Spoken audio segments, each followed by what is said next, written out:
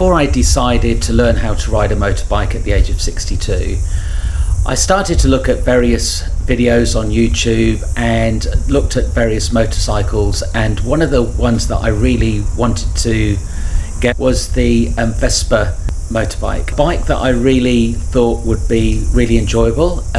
It was one of the top models, so you could go out on the open road, go on the motorways, it'd get up to 130 plus kilometers an hour. But decided against it because I wanted to then get a motorbike that was just that little bit more versatile. I could go further, just something a little bit more meaty, and plus the fact I wanted to learn more about clutch control and that type of thing, and more skills in motorcycling. So I went for the Suzuki SV650, and the reason why I went for that was because it's probably one of the largest bikes that you can get here in New Zealand on a learner's license, so that you can start learning how to ride. When I actually went for my learners, I hired their bike. It was a 125 Suzuki, and that was really the clincher. That was the thing that persuaded me to get a motorbike, because if I was going to continue to learn and go on this journey of learning how to ride a motorbike properly, then I really needed something that had gears and something that was just that little bit more skillful to ride.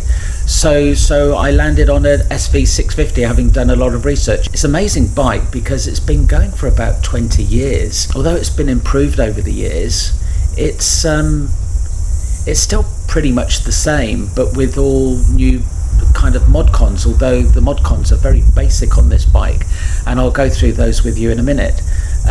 After the delivery, I did do some very basic training, in car parks until I got really familiar. Then I took my first ride out on the open road, as it were, and that was really a little bit scary. And then I went on another course that enabled me to ride a little bit more confidently, and it was then that I went for my restricted here in New Zealand. The restricted license you keep then for a year before you can get your full license, although you can go for the test after 9 months if you're on these courses that you do throughout the year. So that's what I'm going to do, probably take my next test, which is the full license after a 9-month period, and then after 12 months I can then actually go for my full license, which is just the application, and you put that in and get your full license as long as you've passed your test in the 9th month period. So here we have it, the SV650. You can see it's quite a large bike. It's a little bit bigger than I thought it would be, even though I sat on the bike in the showroom. I just sat on it. I didn't do anything. I didn't lean it or anything like that, and I was really surprised when I got it home, when it was delivered and I sat on it for the very first time, how heavy it really is, especially when it's stationary. So that's something to be mindful. It is a very heavy bike. Once it's up and running and you're out on the open road, it's very versatile and quite light, but it's just when you come to a stop, you've just got to be a bit mindful how heavy this thing is, particularly if you haven't been riding a bike for as many years as I have. I only rode a bike in my early 20s, late teens, and only for a short while because I was always coming off it. I didn't learn how to ride a motorbike. This is my first learning experience of riding a motorbike, and it's been great, and I feel like I'm doing it properly this time. Feel a lot more confident and definitely 100% more safe. So if you're going to get a motorbike, irrespective of your age, please go through that learning process and take lessons and go on courses. It's so important. Just as if you were learning how to ride a car, you wouldn't go on a car unless you had lessons and knew how to get proper instruction on how to do it properly and safely. So yeah, the things I like about this motorbike is that the seat is quite low, so the seat that the rider sits on is really quite low compared to the passenger seat. It means that you've got a lot more stability when you do come to a stop. You can see there's a radiator here, so it's a water-cooled engine, which means that I don't know what it really means, but I think it's just better for longer distance riding, although I would say this bike is more of a commuter bike. It's not really one that you would want to ride for 8 hours a day, because if you did, this seat becomes quite uncomfortable. So if you were to use it for long day trips out without much brake, then I would suggest that you invest in a different seat, which you can do, I believe, and it's a straight swap and something with a little bit more padding that you can use. The other nice thing about it is that, like I say, a commuter bike, so it's really easy to go up and down the gears. It's really easy to ride once you learn the basics. These indicators are great, you know, tap those and they're not going to break because they're quite flexible. You've got side reflectors, you've got a back reflector there, you obviously all your lights. You've also got a 6-gear gearbox, 1 down, 5 up, neutral in between 1 and 2 like any other bike. The other thing is that the console is really bright, so even when you are in bright sunlight, you can see the detail on there really quite easily, and you don't get any glare that prevents you from seeing the information that's there. So once it's on, you know, obviously the steering wheel, the handlebars are free, and it's just a one-touch ignition. So you just one touch and it's there. You're all good to go.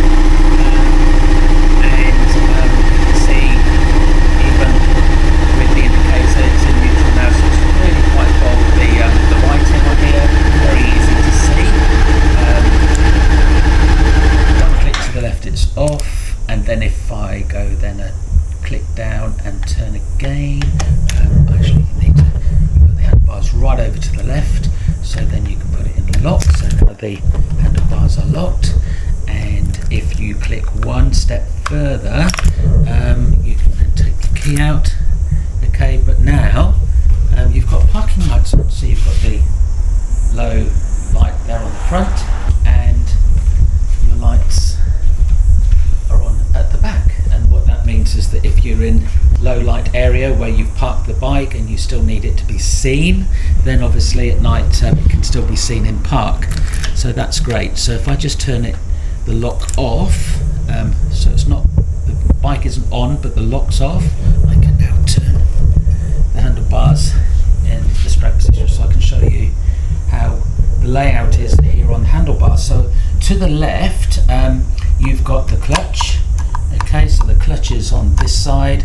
I've got a yellow switch here that flicks to high beam and normal beam, full beam.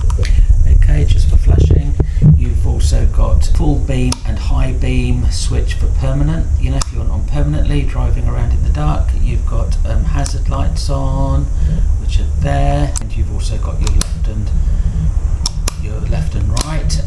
When you're indicating, it doesn't automatically cancel, so you just have to press it in, one click in, and it cancels. So you don't have to remember whether it's on left or right when it's indicating, although you do get the signal on the dash, on that panel, the console. So just press in, and then that will cancel whether it's left or right.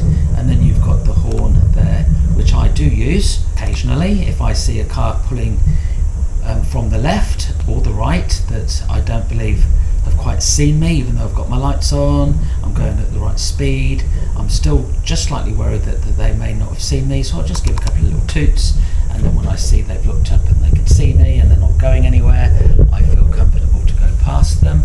And like I say, you've got your start button. This is the lock, ignition lock, so when it's on lock, even if I was to turn it on, you will see that after it's done its little thing, I'll go to start it and nothing happens. Okay, press that down, you can now see the dashboard slightly change again, and now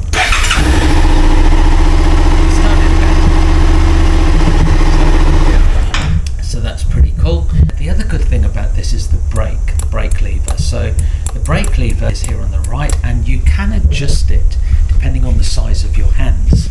So there's like a little adjustment here, this dial here, and you can adjust it so that when the distance between the throttle and the brake is just right for your size of hand. So I always keep 2 fingers on the brake loosely, so that if I ever have to brake, all I need to do is just pull in very quickly. I don't leave my hands like this, obviously, and then have to reach every time I need to brake. That would be just too slow if it was an emergency stop. So I always just keep 2 fingers. Some people keep 3 fingers, but I keep 2 fingers just on the front brakes, so that I can just pull in. So adjusting this dial means that that's just suitable for my hand. If I had smaller hands, then I would adjust it so that the distance is less. If I had larger hands, I would then adjust it so it moves out slightly, just so that it's the right distance for my hand. So that's really helpful. So that's the front brake. We've also got rear brakes, which is just down here. So there's our rear brake lever for the foot. Now what happens there is that we've got ABS, okay, ABS, and that's really useful. Some people might say for a learner it's not so good, because then you're not learning how to do emergency stops properly without ABS. Well, you do, and I've done the drills often. In fact, I do them quite frequently, just so that I'm not doing an emergency stop for the very first time when I actually need to do one. So I actually do emergency stops as a training drill. I go to the car park still just to do my manoeuvring and things like emergency stops.